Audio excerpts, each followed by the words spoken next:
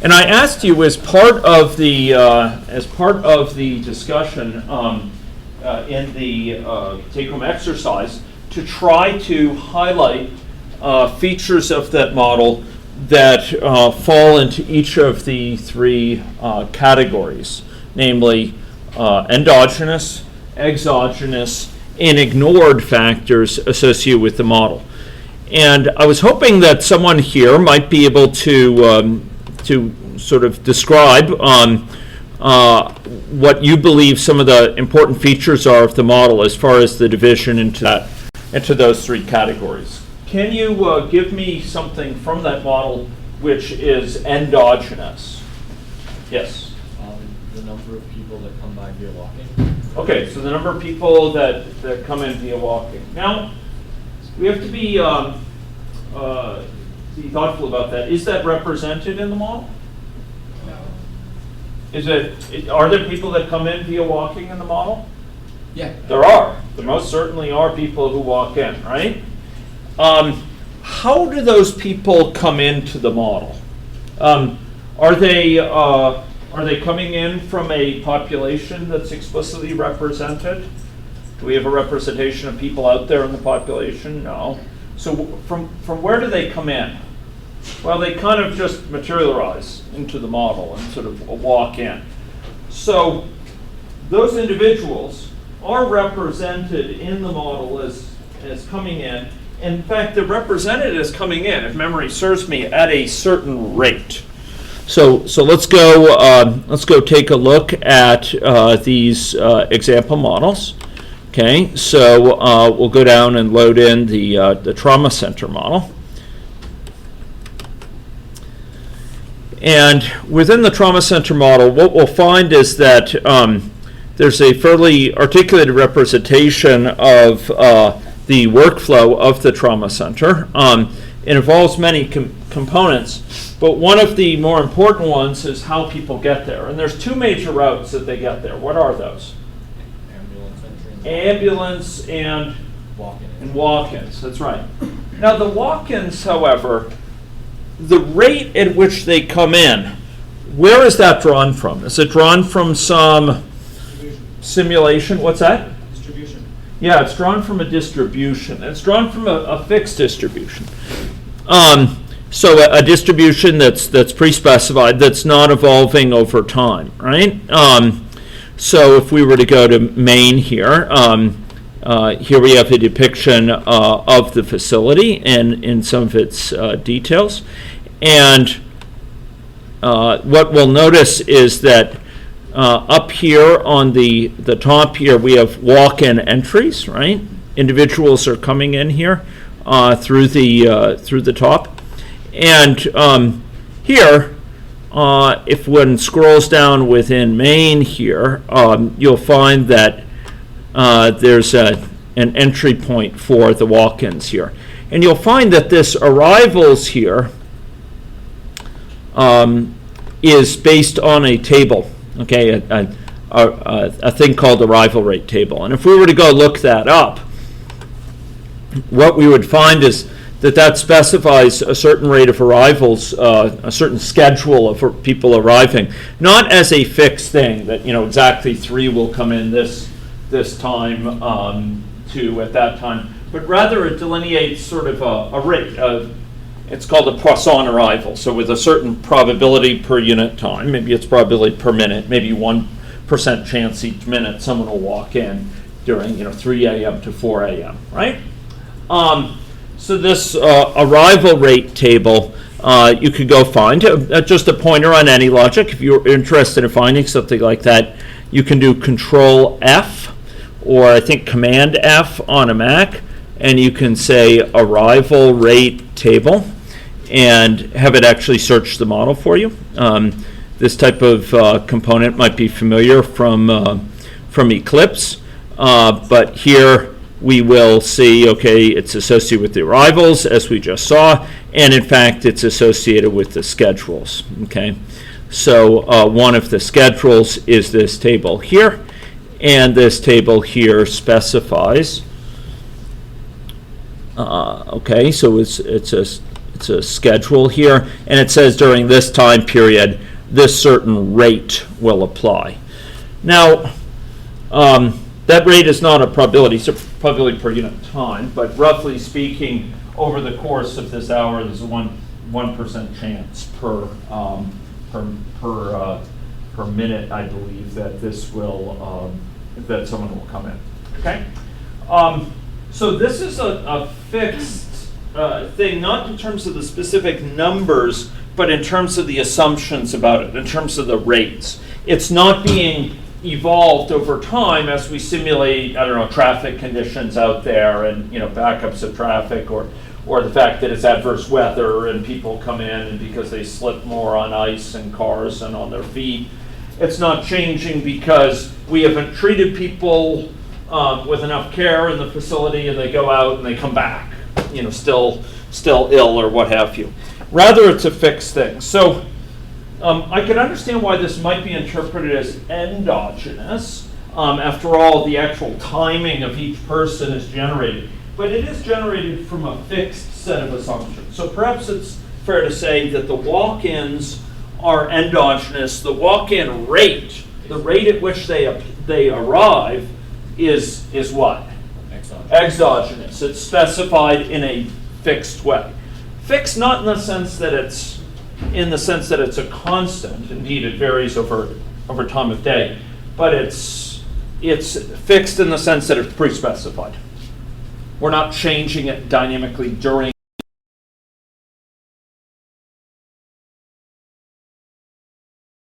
Well, what's another thing that in this model is endogenous? Yeah.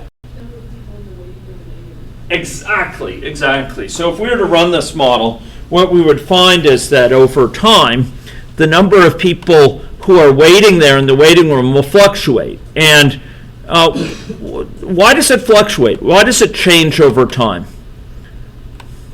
Anyone? Because the walk-in rate changes. The walk-in rate changes, and I believe, if I'm not mistaken, the availability of staff changes. You know, the busyness of the staff already. So when the walk-in rate changes, when it rises for the first few minutes of an hour, when it's rising, there may be staff who can see those patients, but then at some point they're saturated. And then the backup starts to begin, okay? So we have these dynamics all contributing here to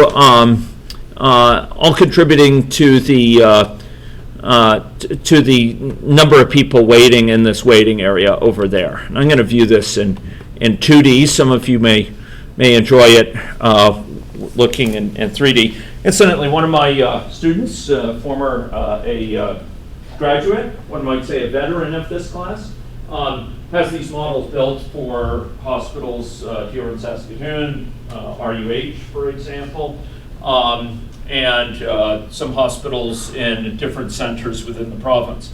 But you'll notice here that while this facility may not be familiar to you, it's not RUH certainly, we do have, like in RUH, a queue of people there, which varies over time. There are times where you go into RUH, the big mall area, and you'll find a lot of people waiting in line, and times where there's just a few.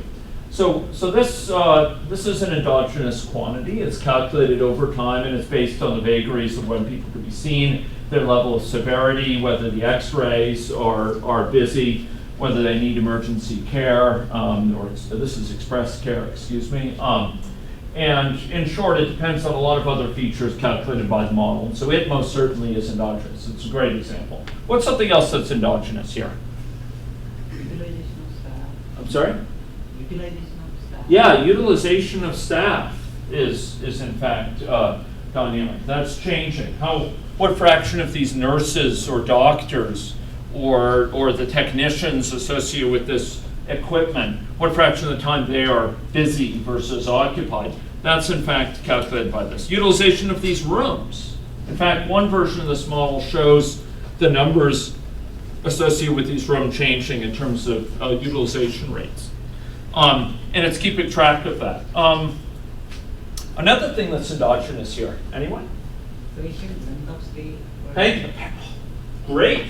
Patient length of stay, how long it takes someone to get seen from when they come in to when they're discharged, or, excuse me, this is going to admission. The discharge, I think, is out here. They're going back out. This is, I think, admitted to the hospital for a longer stay. So there's a gurney going over to admission. 6 have been admitted so far. So absolutely, the length of time they spend in this facility is going to be dependent on a lot of things, including how long the wait list is, as well as the utilization of these resources, their severity, all those sort of things. A lot of endogenous quantities. How about another exogenous quantity? What thing is pre-specified here? We just give it, yeah. The time the EC ward opened and closed. Okay, exactly. When does this ward open and close? When is it available for you to go to the express care, and when is it shut for service? How about another thing that's fixed? Walk-in patient problems. Walk-in patient probability. Yep, we saw that. That was mentioned earlier by Jesse as related to the walk-ins. I sort of teased that apart into 2 pieces. The walk-in, the actual numbers of walk-ins are generated, but it's been generated based on a fixed rate. So how about another thing? Yeah. The layout of the hospital. Good. Yeah. This is a fixed layout, right? We're not modifying that. Any another one? Number of apartments, number of rooms. Yeah. Lots of things are specified. And if you go over and you look here, if you go over here and you look, for example, at the parameters encode assumptions and communicate those assumptions from the point of creation to the object that contains the parameters. And you'll find lots of things in here, right? The mean time spent in the CAT scanner, the computer-aided tomography scanner. The discharge, the average time to discharge from express care, how long it takes to go through registration. So that's good. Those are some exogenous factors. Now, what's going on behind here in terms of the actual calculations that are driving this provision of care? I mean, what's sort of leading to the coordination of these doctors and nurses, et cetera, these technicians of various sorts, the registrar? What is it that's leading to sort of them to interact over time and to see patients or not? Can anyone say? They have specified processes. Yeah, they're specified processes. That's exactly right? So we clicked on some of them before, but you can see, there's kind of a roadmap. You can use different terms here. It's kind of a workflow, right? There's a workflow specified here. And this is also fixed. This is pre-specified, right? A certain workflow. Now, it's not without its uncertainties, or not without its variability. So, for example, someone walks in here, and, do they enter via an ambulance or enter via walk-in here? Are they triaged? Yes, they're automatically triaged. Everyone's going to, excuse me, no, there's someone here that actually goes down and gets treated via a separate pathway, right? And goes right down to here. You're seizing an emergency department bed immediately if one is coming in from an ambulance. So presumably if someone is in bad shape, right? And there's a certain probability here. This workflow is very important. Now, as we'll talk about with discrete event modeling, there's a lot going on in these little blocks here. Queues are caused by some of these blocks. It's indicated by this little kind of rectangular thing. Queues build up when a resource is not available. A person only advances onto the next stage when a resource is available. So maybe a nurse is needed for you to get onto the examination stage, and you're waiting in that room for that nurse. Or maybe you're waiting for that x-ray machine in the bed outside until it's available. So there's, within this context, a semantics associated with these blocks, which are critical. And a lot of that has to do with resources. These blocks, for many of their operations, to allow a given patient, so-called entity, here more or less equivalent to an agent, to advance, often there's resources needed to allow them to proceed. So they need that CAT scan in order to proceed to the next stage where the radiologist could look at it, what have you. This is another part that's exogenous. Lots of things going on here. Person's location is endogenous. It's calculated over time, right?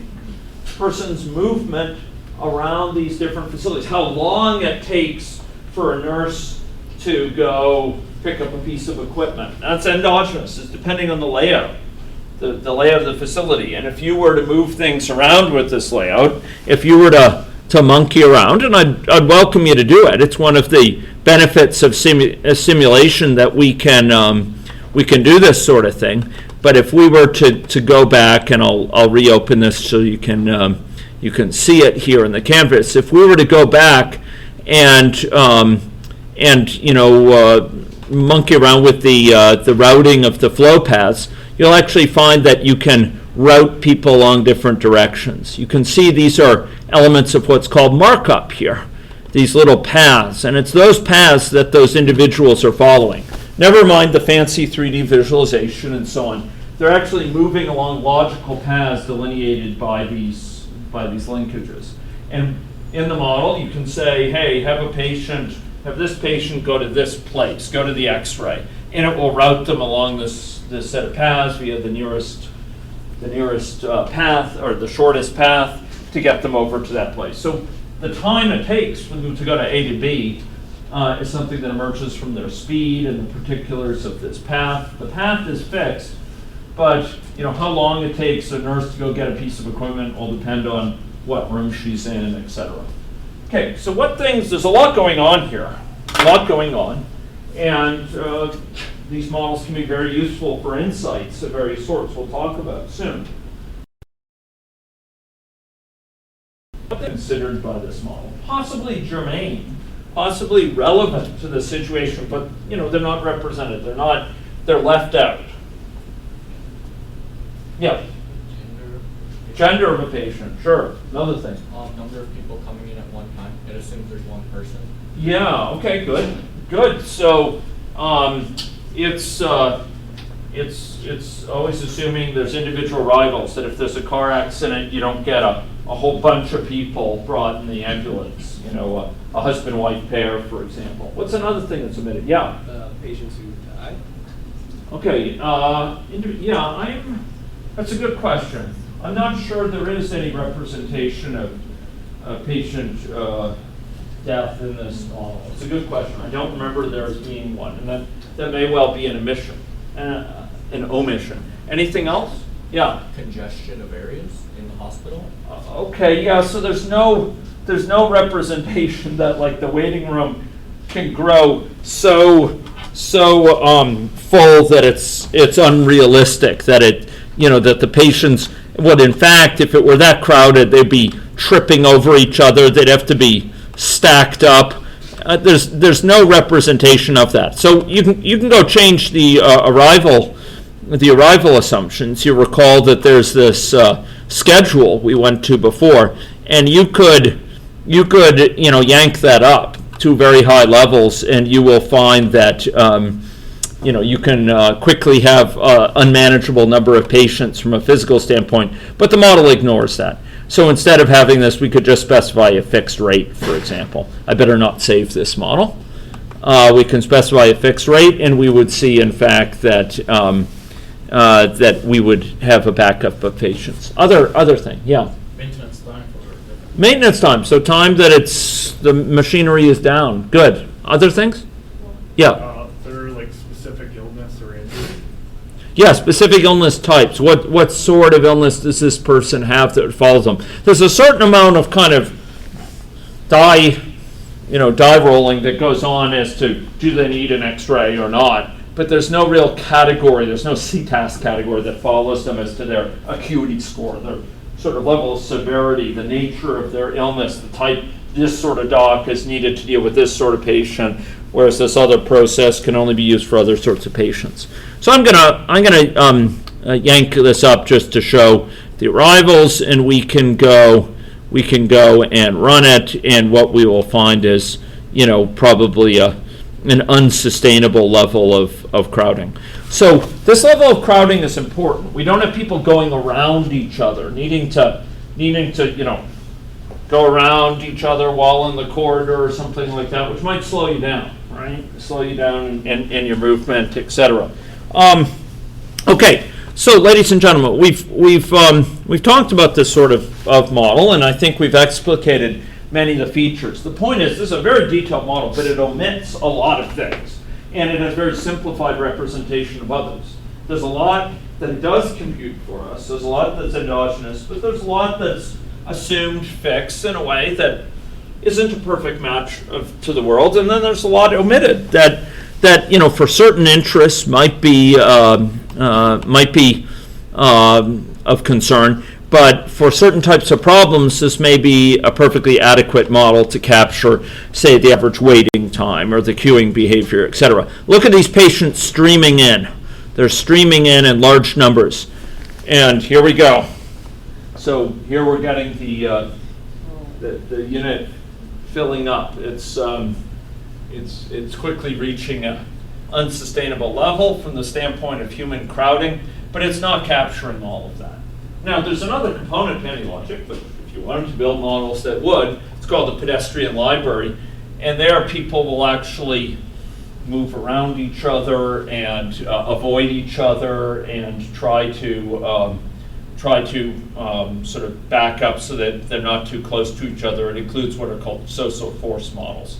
But this is not a model which incorporates detailed representation of social force. So you have these sort of unrealistic levels of crowding that can be associated with it. Nor do you have some of the side effects of that crowding. Okay? Great. So nice little model. Lots of things going on, but lots hidden, lots of details left out that are germane, plausibly, to the real-world situation. Okay, let's talk about the sort of modeling that this uses.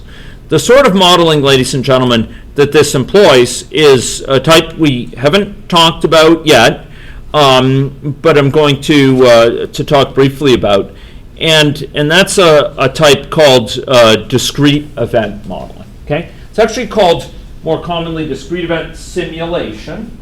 I think it's a fairly poor term, because as we'll learn in the class, any logic as a whole, as a platform, is based upon the notion of handling a series of discrete events.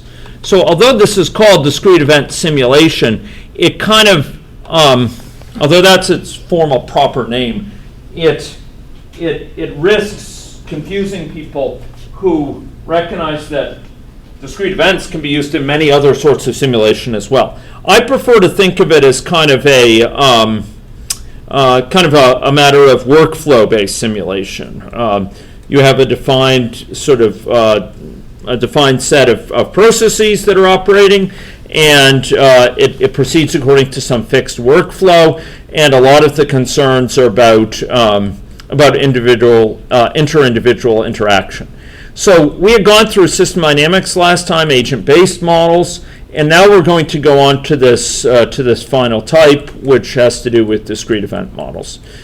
Okay, so we saw those two types, and system dynamics and agent-based modeling have a lot of components that can make them very, very rich tools. Discrete event modeling, it tends to be workflow driven. It depicts these sort of fixed workflows and flowing of what are called entities through this system. Okay, an entity will flow in. Think of it as a patient coming into that facility, for example, and they'll undergo a set of processes over time.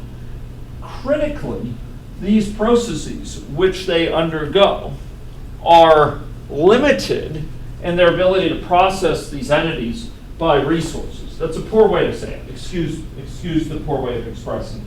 What I mean is the progress of an entity through this workflow is limited by, is contingent upon the availability of resources at certain places. In other words, they're not going to be able to proceed at a frequent basis unless there's a resource available. For example, if there's an ultrascan available or a CAT scan, it's only then that they're going to be able to proceed on to the next feature. Okay? So it focuses critically on this issue of resources. resource availability as key to gating progress through here. Now, individuals within this model don't just disappear when a resource is not available. What happens? What happens to you in a hospital when you go into the ER and there's a couple people ahead of, who have just gone in and there's only one triage nurse? What do? You just put in the waiting You area. wait, you wait in a line. Maybe it's literally a line right in front of you, and there's the triage nurse. Maybe you're sitting down, until they call your name, right? You go to hemodynamic, you take a little thing and you wait. Well, that's how it used to be in any case. So there's queues. And ladies and gentlemen, in contrast to agent-based modeling, contrast to that very first model we saw, where people interact in rich ways, say by infecting each other, infecting people nearby them, the ways in which entities interact in this model tends to be limited to one thing. One thing, ladies and gentlemen, they keep each other waiting. Keep each other waiting for resources. My being there and using that resource means you can't use that resource. That's about the extent of my interaction with you. It's just that either I'm blocking you from proceeding or you're blocking me because we're using a resource, okay? There are these queues that build up. We saw that very visually just now in the entry area. There's processes that operate on the entities flowing through the system, and there's a set of flowcharts that illustrate these processes. And then critically, there are these resource pools. Pools of resources, ladies and gentlemen, that limit people's progress. So you may have noticed those pools. Where were those pools in the model? I actually just showed them to you a few minutes ago. Does anyone recognize it? Where were they? Waiting area. Sorry? Waiting area. Yeah, it was well, okay, the waiting area is not a queue of resource. Technically that's a set of entities who are waiting. Where are there sort of resource pools in this model? Can anyone say? In the processes. Yeah, associated with the processes, there are these resources. Down here in Maine, there's this area down towards the bottom of it where it actually maps out the resources. And here you will find a pool of doctors. Now, most doctors don't like to be considered just members of a pool. They like to have close relationships with their patients in many cases, and don't want to be viewed as interchangeable. But from the standpoint of this model, there are these pools of interchangeable resources: nurses, doctors, technicians who can work with a BQ scan, individuals who are paramedics with the ambulance, what have you, and those resources fall into a set of categories, but they're considered more or less interchangeable within that category. Any doc can see you in that room. It's like you go to the walk-in clinic there on 8th Street over by Acadia. You go in and they take down the information, they assign you to a doc, and the doc will go and see you and render treatment for you in the fullness of time. So there's a pool of doctors on call, and they kind of call one in and they deal with you. Similarly for these other categories. If one isn't comfortable with all doctors being considered the same, you could break that up into several different pools. A pool of internal medicine doctors versus a pool of orthopedic surgeons, where the orthopedic surgeons might deal with broken legs, broken arms, that sort of thing, sports injuries, whereas the internal meds, they might deal more with a set of factors having to do with the internals of the body, with levels of illness of various sorts that might be due to hormone imbalances or due to problems with the physiological processes in the body. So, point is, doctors and other resources are delineated to interchangeable pools, and we can specify the capacity of these pools as part of the model. That's important. Often in this sort of modeling, we are interested in understanding how those capacities end up affecting flow, okay? How they end up affecting the progress of individuals through that model, and by extension, going back to some of the things you folks mentioned, how long people wait, what's the size of the waiting list, you know, what's its range in the course of the day, what's its mean level, the quality of care offered, etc. So it can really crisply represent, with virtually no programming in a traditional sense, more in a declarative specification, it can represent processing in the context of limited resources. You specify what the facility's rules are, the workflow, and it takes care of figuring out what the implications are for queue length over time, etc. Critically, you can identify impact on the delivery, in this case self-service delivery, the flow of people through there, and waiting times and throughput, how many people per hour go through, for example, based on level of resourcing, how big those pools are. Do we have 5 docks or 6 docks aboard? What if we brought in a 6th dock for the peak times? How would that help? We can ask those sort of questions. We could look at resource coordination issues. What if nurses can go do a task without having to go to a doctor and seek permission? How if we placed resources differently? What if the express care unit were closer to the entry? And other aspects of facility layout. We can basically change these things and see the ripple through effects on these things of interest. How long people are waiting for care, how big the queues are, etc. And there tends to be less reliance on sort of programming in a traditional sense. Okay, so that's discrete event models, and we're going to be seeing them and see them in combination with the other techniques. We'll see those really rich uses, for example, of discrete event modeling when used together with agent-based. And related to Jesse's comment, about the endogeneity of walk-ins, we could represent a population as agents out there, and when that population gets sick, they could come into the clinic. If they're not given good enough treatment, when they go back in the population, they remain sick and are more likely to come back in ways we wouldn't capture through a fixed schedule. So that's a bit of a glimpse of discrete event modeling.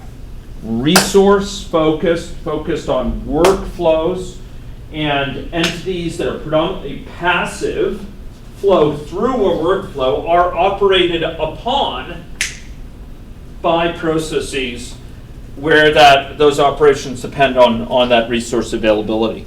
And often they represent, in quite detailed terms, the layout of the facility, because we're interested in that layout in as much as it affects travel times, etc. Okay, discrete event modeling, we're going to be coming back to it both alone and in conjunction with other techniques. But ladies and gentlemen, this afternoon our primary quarry lies elsewhere. And to that quarry we now turn. Okay, so I'm going to stop this recording